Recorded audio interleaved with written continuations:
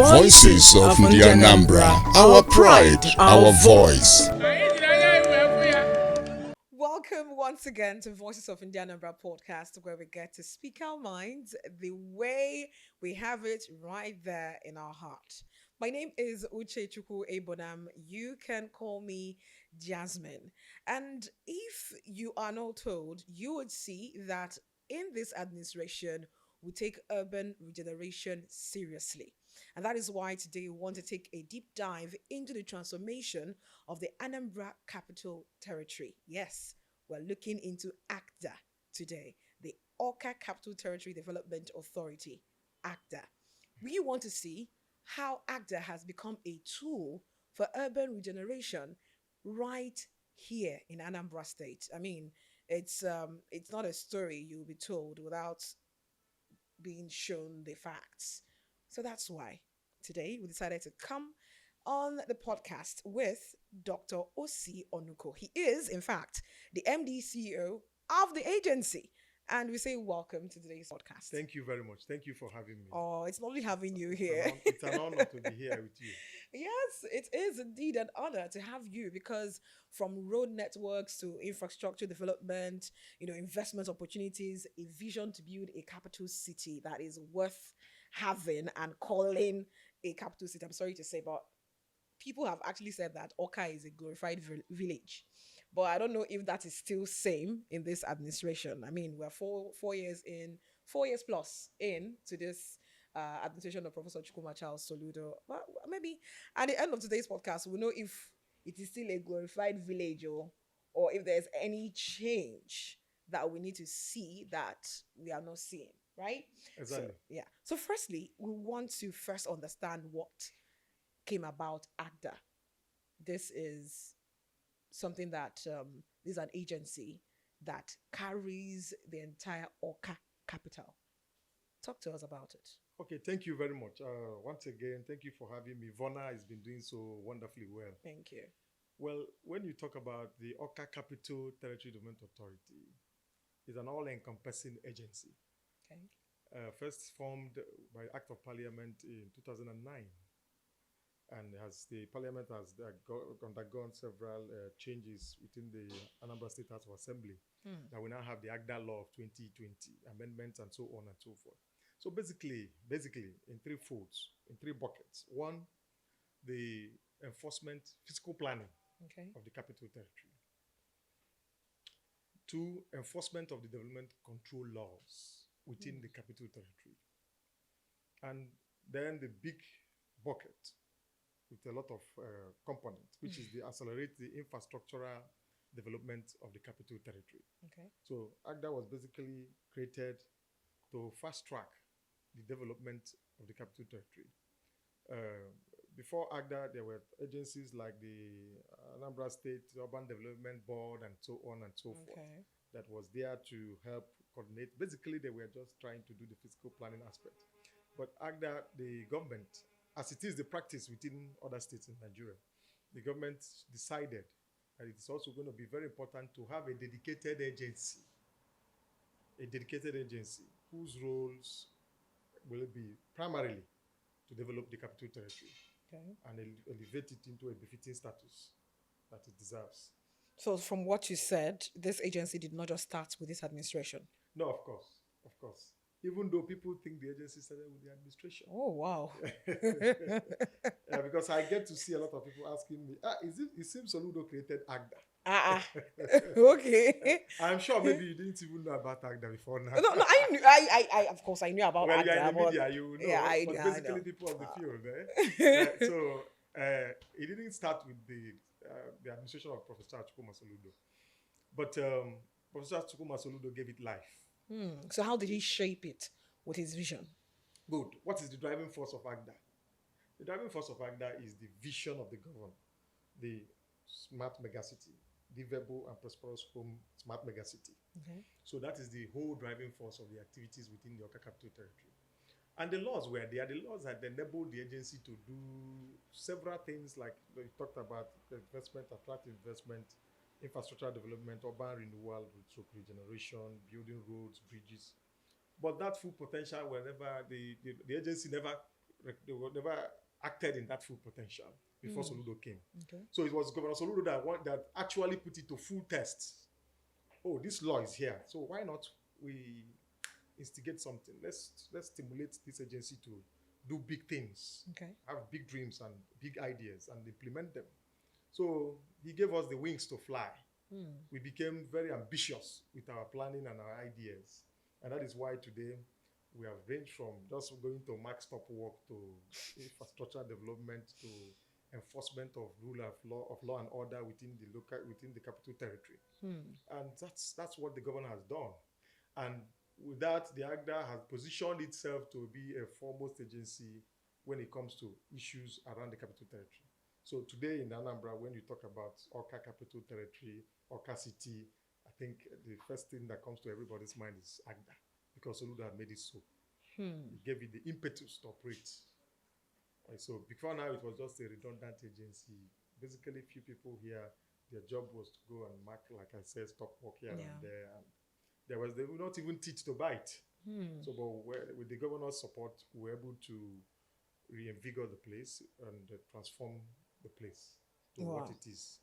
You know, when you keep speaking, you keep making the emphasis on the capital territory. What comprises of the capital territory? Okay.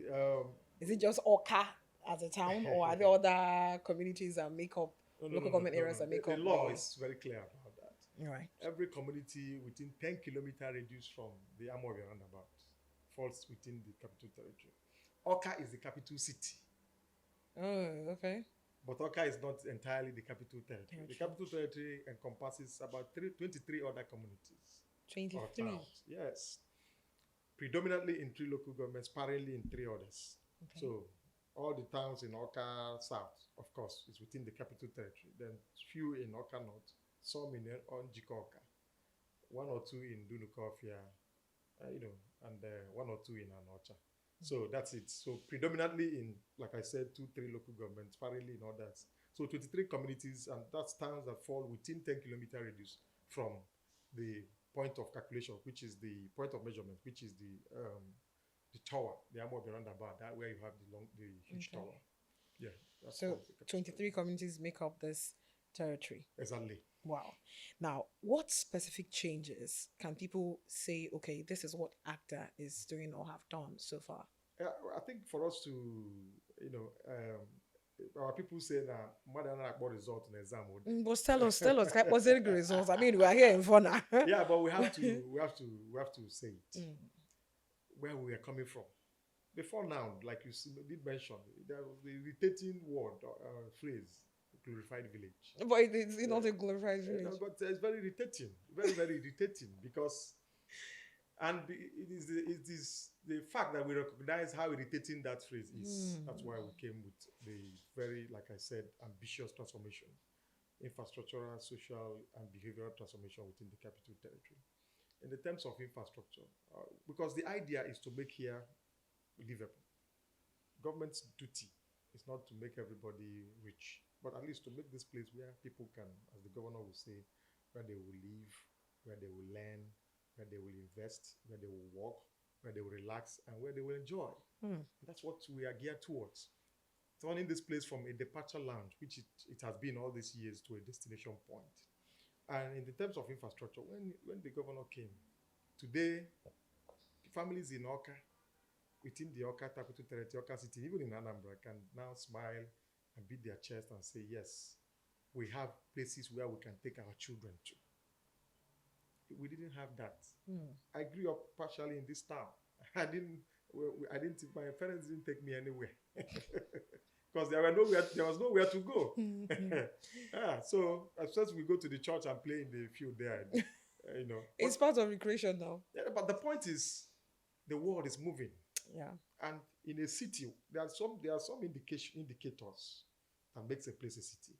Today we have the largest recreation hub in West Africa, the Solution Fun City, where we have the country club, where we have the stadium, the Solution Arena, where that can take thousands of people at the same time, the amusement park, the water park. And families flock into the place on weekly basis to enjoy, relax, and enjoy. place are beginning to have a feel of a destination.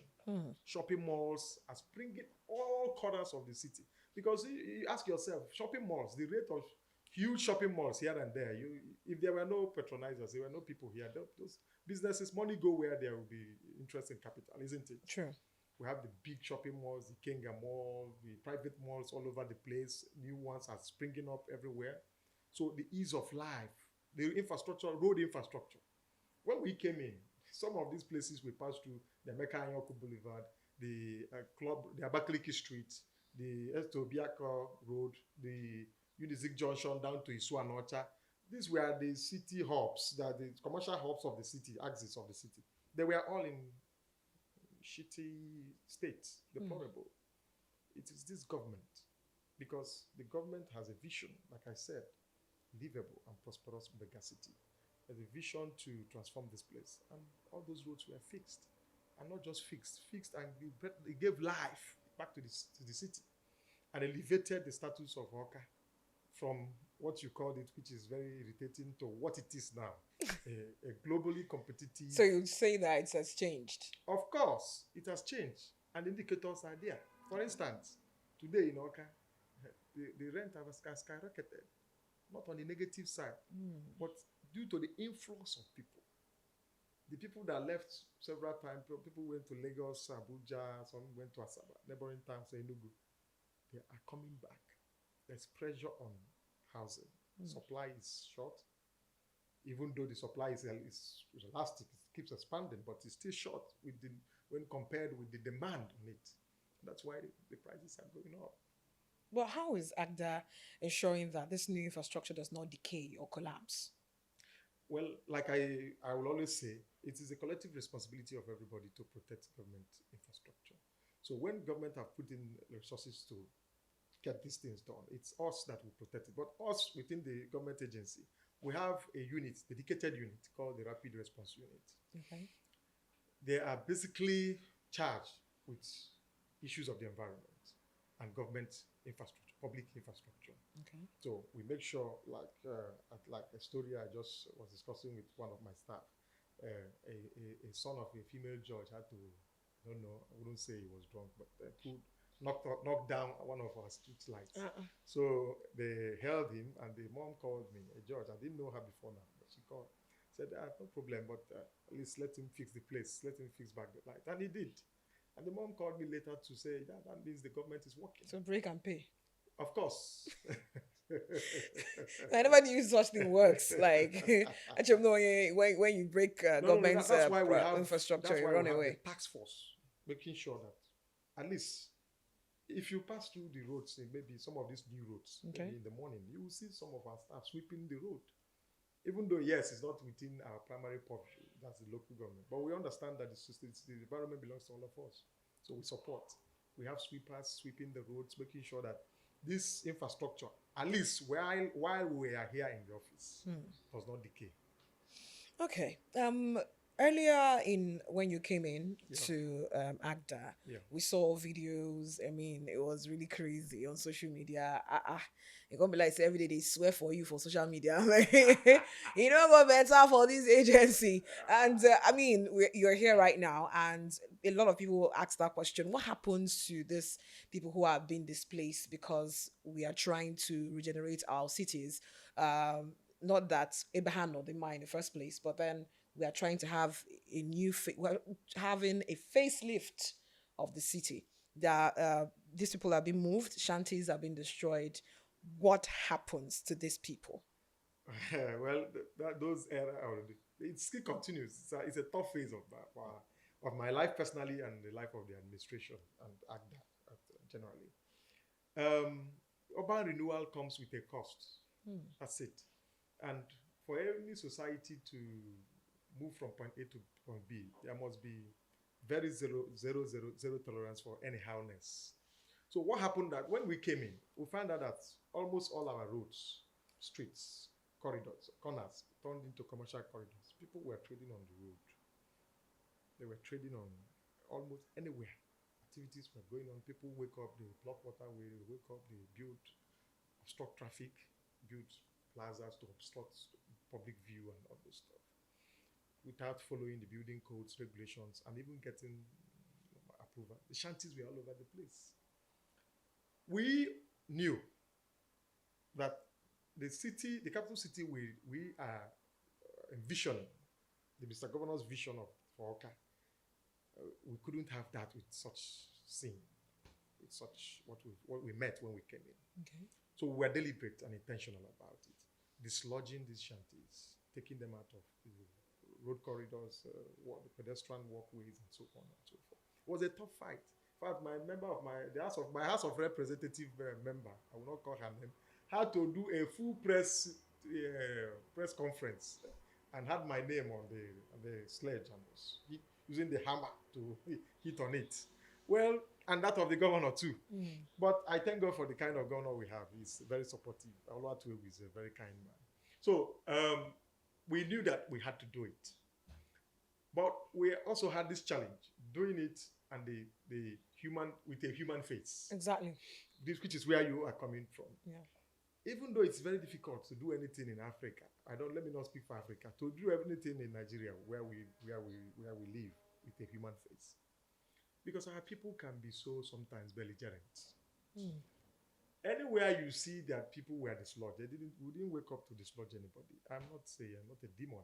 We gave them ample time. I mean, there were claims that you didn't give enough notice. Well, I remember when we were very young, I was a very bright student, but those that were not bright, whenever they fail exam, they tell their father because the teacher was very wicked. It's a wicked teacher. So there is nobody that falls victim of the witty arm of the law that will agree, oh, I failed the law. Okay. So we gave them ample time because we also understand the hardship of the time, the economic challenges that people face as a result of the way things are in the country. And excuse me, I don't drive any joy taking people out of means of livelihood. But you have given me this job. You have given this governor this job. And the governor has extended some part of that job to us. For instance, here in Actda, we have to do it.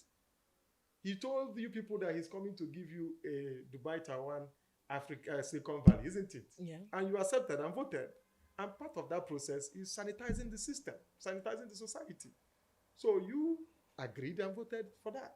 And we came in to simply implement that, but also with a human face. Let me give you an instance. Okay. Abakaliki Street, when we came in, the whole place was a mess. We ensured unwavering and consistent enforcement. That's how today I can sleep in my house and I know. I'm telling you, I'm not saying night, broad daylight, 10 a.m., 12 noon, people will be trading on the road. So we had to, I told my people, we must stop that. And especially when the governor had finished reconstructed the road, we moved in. We started, that was one of the places, because you know it's the entertainment hub. That was one of the places that gave us the most, where we were all over the lips of everybody in the world. Because I think there was a scene where we had to even burn some stuff and it was everywhere. But it was out of frustration. So, but what we did was, as a government, we felt, okay, good. We've tried to pull these people out. Howbeit through force. But now let's introduce some carrots to it. Okay. Yeah, we've done through the stick, but let's also introduce some carrot. And what did we do? We did a solution arena in Abakaliki Street. Okay. Where we have open stalls, tens and tens of open stalls. And what we did, these people we dislodged from those roads and so on. We gave it to them free of charge. Oh, it's free. The agency did not collect a kobo from anybody. Okay. A kobo, not even a dime. Gave it to them free. Is it for a particular time frame or like? Yeah, well, as far as you are a good behavior there, Okay. you have to stay. But we didn't give them allocation. It still belongs to the government. Okay. Yeah, but you have to do your business. So, and it turned to that place has turned to a beehive of activity in the club road in Abakaliki Street. A beehive of activity. When you go there in the night, it's as if I'm sure you have been there several times. Okay. So we've done that in some other places. In Agolo, we did that. The governor did that when he dislodged people from the Wango Agolo. To do the solution arena for them. So, and some other places where we didn't do the arena, we also provided space. If you go to Regina Cheli today, you can see a big expanse of land. Yeah, yeah. We had to recover that land from a very wealthy individual in the state that wanted to use it for fuel station. But because it was the high tension Was across it. was across some part of the land, we told him we couldn't have that.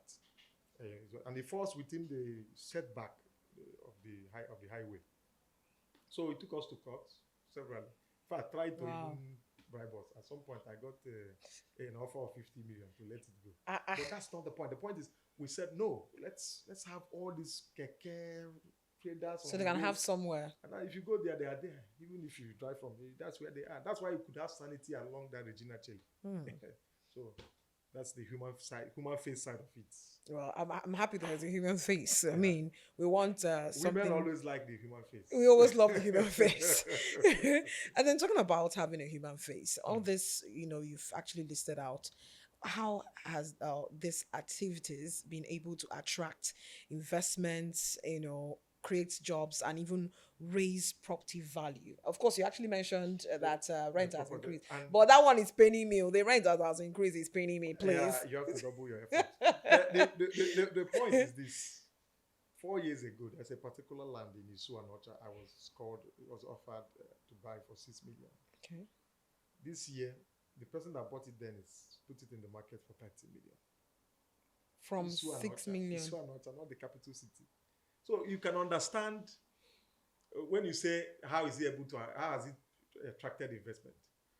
You can private investment that has come in because government is just very little bit of it, a little bit of the actual activity that goes on within the society.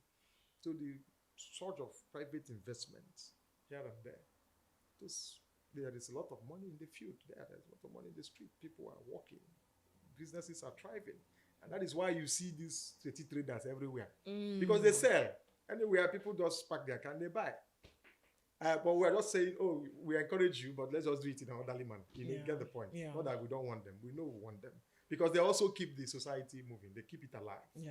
Yeah. So now, within the international community, the attention of the international community is on Anambra State. Oh, tell me about it. The African Development Bank has a program called the African Cities Program under its municipal development fund. It may interest you to know that this year, only 3 cities made it to that cities program. Harare is the capital of Zimbabwe. Okay. Then a city in Togo, and then Awka in Nigeria. Just 3 of us. Yeah. And this is the first time any city in Nigeria is participating in the African Development Cities Program. So, and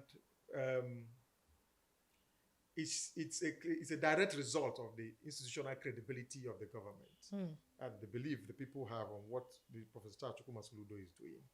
And to fast track it, they contracted or appointed, the African Development Bank appointed a world-class consulting firm called the Acciona Group in Spain to come and do a city profiling of the Awka, to organize the city. Awka as a city or Awka as a territory? As a territory. But then they also view the territory as a city. Okay. A metropolitan city. Okay. So to come and do a city profiling of the town, of the city, to develop bankable projects that will attract investment from the African Development Bank. They have come in, they came in July, they came in July, stayed here, had their workshop, their city diagnostic and city profiling. Their report will come out on 17th of July, and on the 24th of August, they are coming back. Yes, for the final phase of it. Very speedy. Very speedy, because when they came in, we gave them all thanks to all my colleagues, ministries that were visited, they all gave them all they needed. And they are coming back again in August. So you can see they're coming they're coming in numbers. You can see the amount of investment the African Development Bank is doing to help organize projects for us in Awka that will attract that investment that we need. So the attention of the international community is also on Awka as a city. Yeah, the only city in the whole Nigeria to be part of that program. Not even Abuja, not even Lagos. Anambra. Yeah, I told the governor jokingly one day, I said to him, before people will say, maybe let's be like Asaba, maybe let's be like Lagos, maybe let's be like Abuja. I told him, well, Right now, we're competing with London. We're competing with yeah, because the the the indicators are there. Okay. The African Dubai Taiwan Silicon Valley is not you just don't flip it and it happens. It is the foundations that are being laid. So when you sit down and project with the foundations laid, you find out that the new London of Nigeria is Awka in the next 10 years. So I'm not far fetched from that. So So what are some okay, let me not go there for now, but then I'm sure that there are key projects that will spring up in very near future.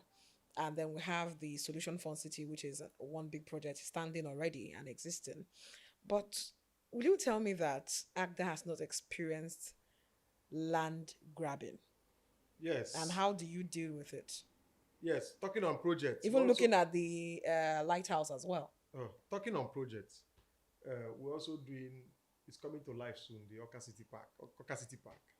I told the people, I said the last time the entire Southeast had a park was in the 80s in Enugu, where we had the Polo Park.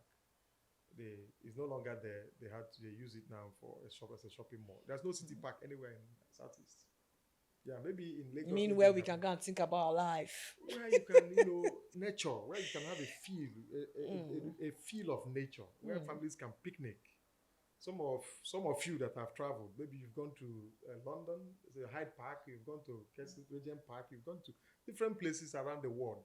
Just bring it back to Nigeria and give us example of Nigeria. That's why some of you, I know you so are places like Abuja, Millennium Park. Abuja, you have the Millennium Park, yes, the Jadi Park something close to yeah. So, but I'm just trying to tell you the logic behind it.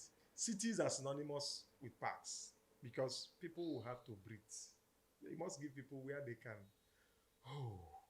out of so many hours and days of rigorous hustle work and bustle. So we have this fun city already, but now we're also doing a place, as the governor will call, cheap and cheerful, nice, where people will just be and enjoy themselves, be with family, have a picnic, maybe 5-a-side, those kind of things. Yeah. So it's coming alive. On the issue of land grabbing, when we came in, it was land is like the oil of MD Anambra, and especially in the capital city. That's why we're always in court. Even this morning, the governor was making a statement and he talked about it. So we declared a state of emergency on that in collaboration with the Ministry of Land. Okay. Yeah, because we work very closely with Ministry of Lands because they are the custodian of all the lands. So they direct us on what is right to be done. Okay. So in collaboration with Ministry of Land, we declared a state of emergency on that. We were arresting them. Some of them would demolish structures. Once you build on government land and we get to know, we demolish your structure. And in most cases, prosecute you. Though some of them are highly connected. They prosecute government agents.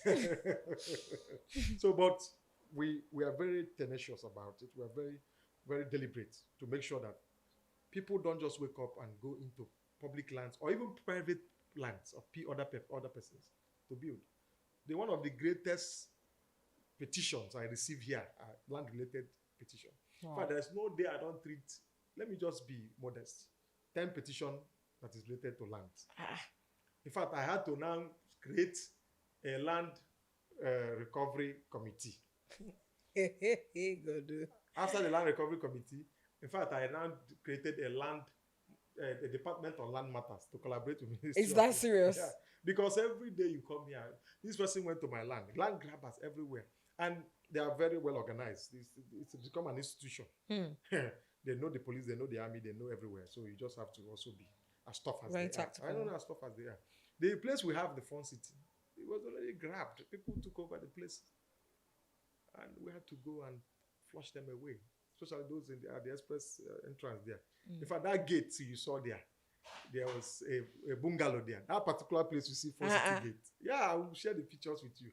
I think some of my staff will remember. There's a bungalow there. We went the first day, the guy mobilized thugs against us. We had to plan and come the second time and demolished it. And we had about 4 court cases or 5 over it, over the demolitions we did around there. About 3 of them, after seeing what the transformation that place brought to the city, withdrew the case willingly without any recourse. So we deal with them. We'll continue to deal with them. The word is consistent and unwavering enforcement. The moment you sleep by day, that's why this job, we do it 24/7. We don't sleep. And the people that work with me know that we are very intentional about delivering on the promises of the governor of Anambra as a result, as it concerns our own purview, that's the Awka Capital Territory. All right. Now, I mean, we're in Solution 2.0 and you are in Solution 1.0. Yeah. But at the end of this administration, what do you think people would say Actda has achieved? Well, we work in silos, maybe agencies and agents, and ministries, departments, and agents. Okay. However, collectively, the ball is on one goal. For us, as Actda, we want to be that agency. Remember that agency that changed the narrative. The narrative from a glorified village to a functional, like I said, functional, organized, globally competitive capital city. That's the legacy we want to leave. That we came here and the name was Glorified Village, and we turned it to a globally competitive capital city.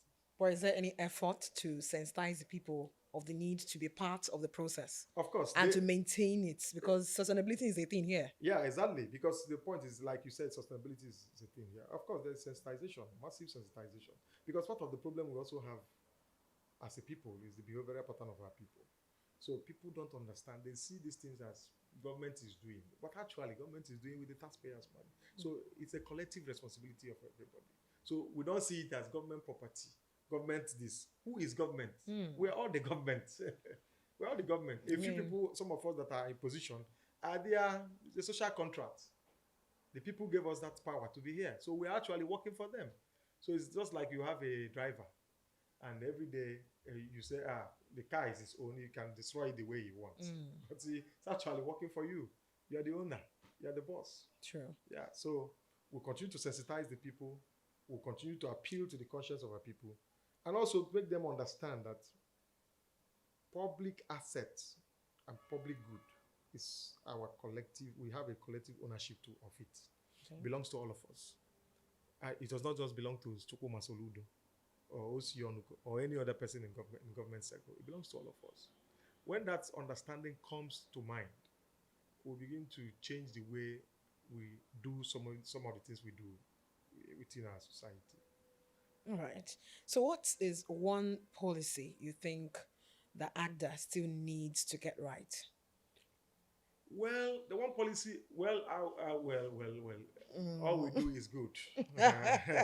all we do here, they are all good. Yeah, but the point is, one of the things that is about sustainability. Okay. We are going to sustain unwavering, unshaken enforcement, sustaining it to make sure that, because if we develop all these things and there's no order, rule of law and order, it comes to naught. If we allow the place to continue to develop in an haphazard manner, unplanned, people behave the way they want. Maybe when you go to Emeka Anyaoku Boulevard, you see traders on the street of Emeka Anyaoku, you see people baiting there and see, So then what's the essence of it? Yeah. So we'll continue to sustain our effort and enforcement. Effort on enforcement. We'll continue to sustain that effort. Also, we'll continue to develop. We'll continue to do attract infrastructure development. Okay. More roads will be developed. Bridges will be built. We are talking about mass housing from the Anambra and from the Awka too. When I say the Awka, residents of indigenous and residents. Okay. Yeah, and also we talk about the Awka 2.0, the new city of Awka. Okay. Yeah, because we have to understand the logic behind that too. The Awka 2.0 came about because in 1991, August 28 to be precise, when Anambra was created and Awka was designated a capital city. This place was already a town of its own, isn't it? So we had to. All the government have been trying to do all these years is incremental regeneration. Okay. Trying to grab as much as we can in terms of land acquisition, government house, that secretariat, all these things, opening up the roads within existing layouts where people live. Because It's indigenous community. Mm. Yeah. So, but the governor who is a forward-thinking man, who understands and who sits down to think about 20, 30, 40, 50 years from now, thought it wise. Oh no, we have to have a new city that we will develop from scratch with a plan. Because millions of people that will be here in a few years to come, where will they live? That's the logic behind it. Yeah. So while we have that a city where we have the El Dorado, the city, the Awka city, this other old city where we are regenerating now, we'll go and meet up with that one too. And that's what we'll have. If you go to Egypt, we have the new city of Cairo. After a while, Cairo had to go and do a new Cairo. Because forward-thinking people would understand that you have to plan for 10, 20, 40, 30 years from now. All right. Yeah. So, recently we had what we call state of emergency on our environment, and when you talk about Actda, you are covering 23 communities, and every community needs to embrace good environment, which involves cleanliness, which is actually next to godliness. So, and taking a look from the angle of local government areas being in charge of waste management and all that, how is Actda working with the local government? That is one. And then two, how do you see the level of compliance with the cleanup exercise that happened recently? And what's the strategy at this point? Well, with the local government chairman, especially local government chairman within the capital territory, who has one towns within the capital territory, we work very well. Okay. I must sincerely say that the local government system in Anambra is working very well. The crop of mayors we have, I think they are the best we ever had in Anambra. Oh, wow. I give it to them. They work hard. Yeah, they may not be perfect, but they work hard. Okay. Yeah, those that I have related with, they work hard. And they also try to outdo themselves, which is also something that is very remarkable of people working with us. In a healthy competition. No, sometimes not even competing with yourself. Every day you want to outdo yourself. Not even your neighbor, yourself. Yeah. So that is very healthy. Yeah. So we work very well, seamlessly, cool and okay. Collaborate, relate, and with same team spirit. Okay. So on the aspect of environment, once it's a place to be demolished, they call me. Once there are things that they feel is not in order, they call me. If they don't do it right, I also tell them. Yeah, so that's what we relate, and it's been robust. It's been very kind. I told you, for instance, we have sweepers. Yeah, we did. Ordinarily, it's not in our purview, but yeah, when you talk about the capital city and maybe all these new rules the governor is doing 30, so what are you talking about? So we had to also put in our own efforts to complement whatever they are doing. So we're not competing with them, we're complementing what they are doing and working with them. So that's a strategy. To achieve, yes. Okay. And that's why it has worked. Never had any issue with any of them. I wish to. Yeah, so that's the point. Then, on the environment, the state of emergency on environment. Also with the Ministry of Environment, we work very well. The environment is a collective responsibility of everybody. I don't think there's any activity you can do that environmental factor doesn't come to play. That's why, yes, we have a Ministry of Environment, but it is also the responsibility of everybody. This place is our immediate environment. It's our responsibility to make sure the place is in order. We can't wait for Ministry of Environment to come and help us sweep or keep it clean. So the state of emergency on the environment is very important at this point, particularly because of the flooding challenges we have. Okay. Like I said, one of the problems we have is the behavioral pattern of our people. People eat, dispose waste on roads and drainages. In 21st century, 2026, people still, when rain falls, dump their waste in drainages without thinking this waste that you dump there, you dispose there in the drainages, where is it going to? It's going to be stuck somewhere. And when it's stuck somewhere, it stops the water, free flow of flood water. And what happens? The roads are spoiled because there's an overflow.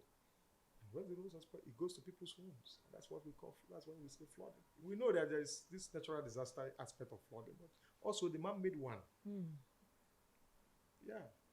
Even health hazard. Yeah. And that's why you have erosion everywhere. because we have the loose soil, with the erosion capital of Nigeria, is Northwest Africa. So it's important. It became imperative that the government would put their foot forward to say, my people, we know that as government, we have the responsibility to do some of these things you've asked for. Do the roads, do the drainages, do this, do that. Yeah, we have that responsibility. But also there is a greater responsibility on your part to make sure that these things don't decay because of your own activities. Silt your drainages. Consider the environment in everything. Are you cutting a tree down? Is it necessary? Did you get a permit to do that? Because for every tree you cut down, it's devastating consequences on the environment. So it's the mass mobilization of the people, especially at the local government level, at the community level, the PGs, the churches, to understand that it's something that we all have to do. All hands on deck. All hands on deck. All right. Thank you so very much, Dr. Osi Onuko, MD CEO of Actda. It's been a mind-blowing session with you right here on Voices of Anambra. I mean, I wish we could go on and on and on and on. Have a lot to say because I really want to know about this Awka City Park, where I was not going to think about my life and my life decisions. But then it's been a great moment, and all you need to do is just to like, share, and comment right there on the comment section. We'll pick it up, and of course, click on the notification bell so you'll be notified each time we have a content for you on Voices of Anambra. I remain Uche Chukwu Ebonam. Yes, you can call me Jasmine. It's been a great moment. Make sure you like on all social media and thank you. See you next time.